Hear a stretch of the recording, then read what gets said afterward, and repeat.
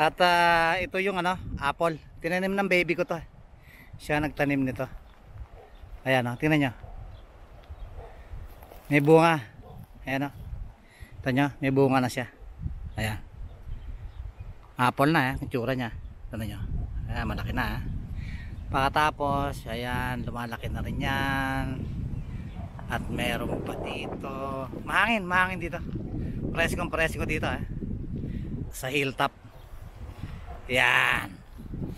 Yan ang ating apple. Ganyan na itsura nya.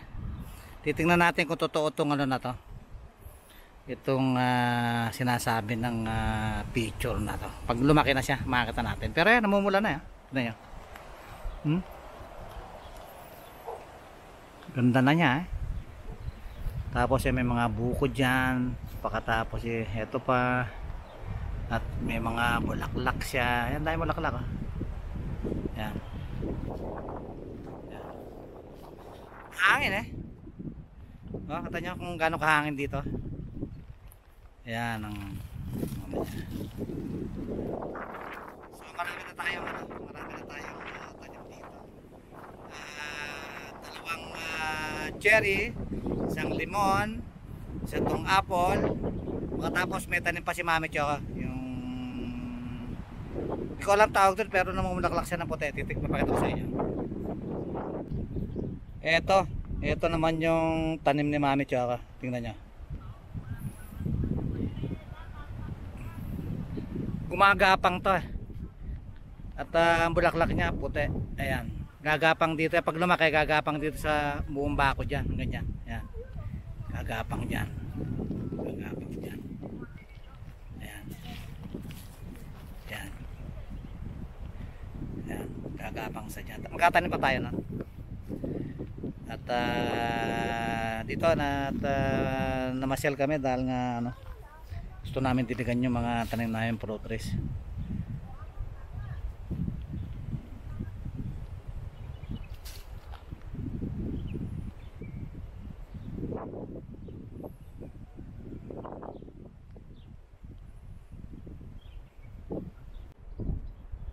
Ito yung cherry. At buhay siya At tingnan nyo, padidilig lang tapos lang magdilig. At meron na siyang bunga. Nagbubunga na, kita nyo. Ito yan pagka lumaki siya ito. Lalaki ng duhat. Pero yan may bunga na, kita nyo. Ayan. Cherry talaga Ayan.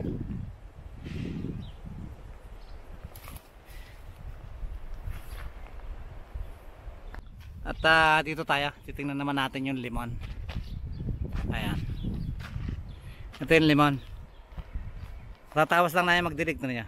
Ayan, diniligan namin. Ito, wala pa siyang bunga pero nakatadyo naman ang dahon niya. Ganda niya Buhay na buhay. Ayan. Itong itsura niya kapag nagbunga ganyang kalalaki. Yan. Buhay siya, buhay mga friend, mga kabrother, buhay siya.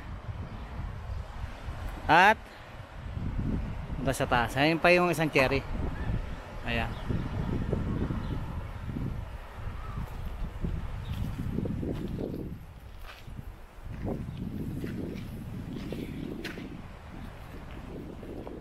Ito yung isang cherry. Walang bunga tong isa na to. Wala pa siyang bunga. Cherry yan ito siya. Ayan.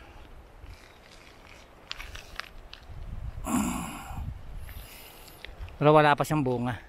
Yung sa baba meron Ayan. Dito tayo sa hilltop.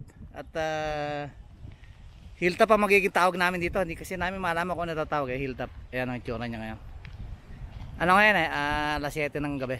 Alas 7 na pero maliwanag pa. Ganyan ang panahon dito sa Espanya.